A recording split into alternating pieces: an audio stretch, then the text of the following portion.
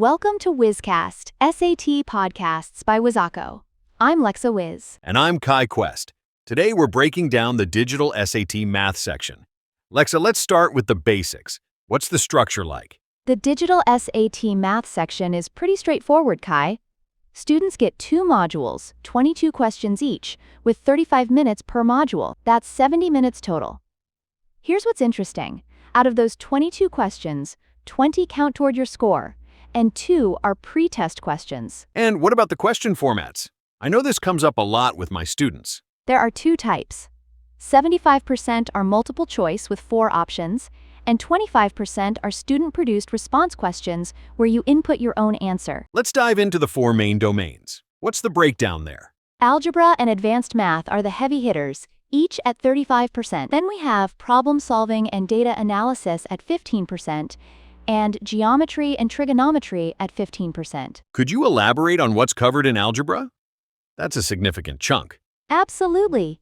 Algebra focuses on linear equations in 1 and 2 variables, linear functions, systems of linear equations, and linear inequalities. It's all about translating real-world problems into mathematical equations. And advanced math? Is it just more complex algebra?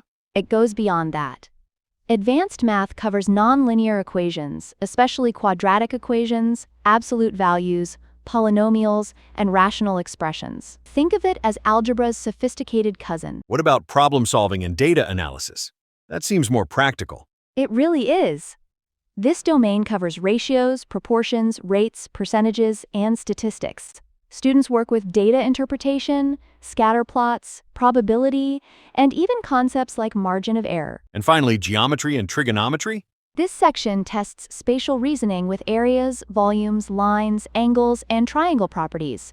It also includes trigonometric ratios and circle properties. Any tips for time management during the test? Each question averages about 1.5 minutes.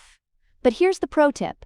Some questions are going to be your best friends, taking just seconds to solve. Use that saved time for those tricky ones that need a bit more time and attention. And here's something I always tell my students. Save 5 minutes at the end for a quick review. Trust me, you'll thank yourself when you catch that small calculation error in a question.